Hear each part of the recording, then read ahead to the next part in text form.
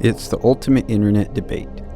The elegant curved katana of the samurai versus the rugged double-edged arming sword of the European knight.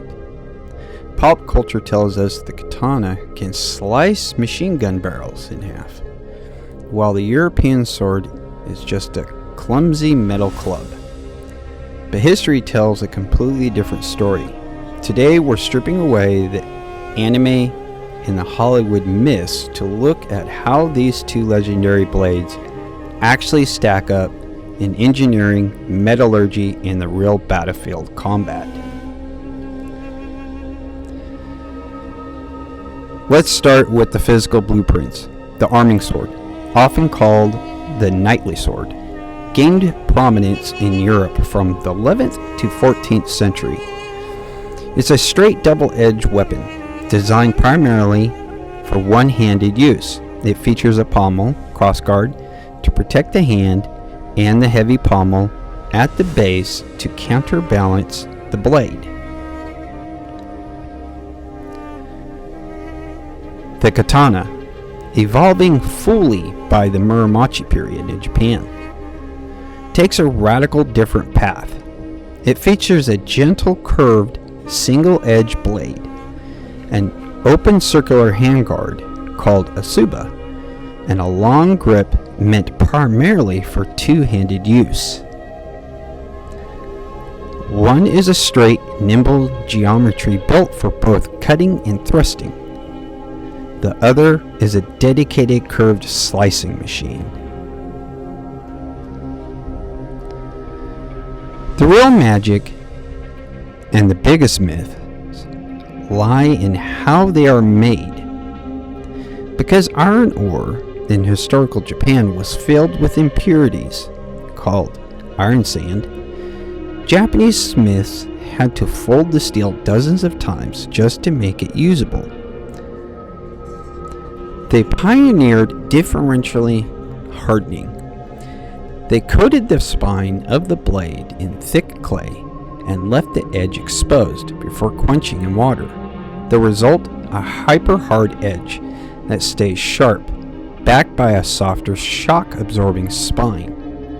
That cooling process is actually what forces the katana to curve.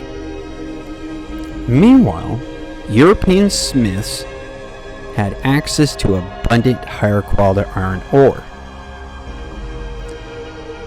They didn't need to fold the metal to remove impurities. Instead, they perfected through tempering. They heated the entire blade uniformly, creating a homogeneous piece of spring steel.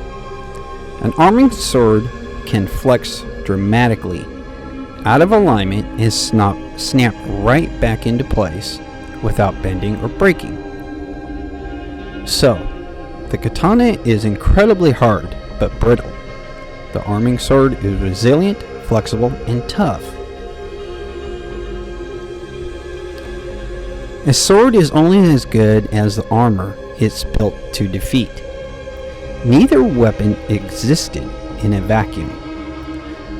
The arming sword was a sidearm, almost always paired with a shield or buckler in the left hand. It was built to deal with chainmail and early plate armor.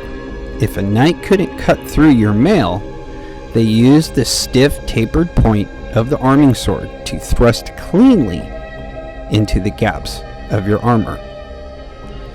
The katana was also a sidearm.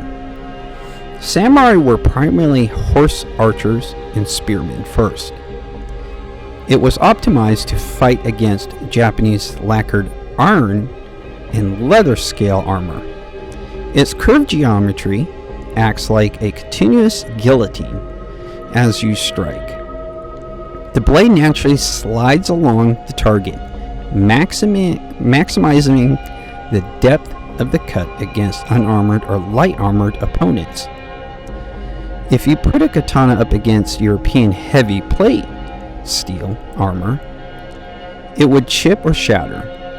If you used an arming sword like a two-handed slicing lever, you'd lose all the structural advantages. So, who wins? The boring, true historical answer is, it depends entirely on the rules of the match. In an armored duel, the two-handed speed and leverage of the katana gives it a massive advantage in offensive power. But give the European knight an arming sword and a heavy steel buckler shield, and the tactical equation completely flips. The knight can block the katana's predictable cutting angles and counter with a deadly thrust.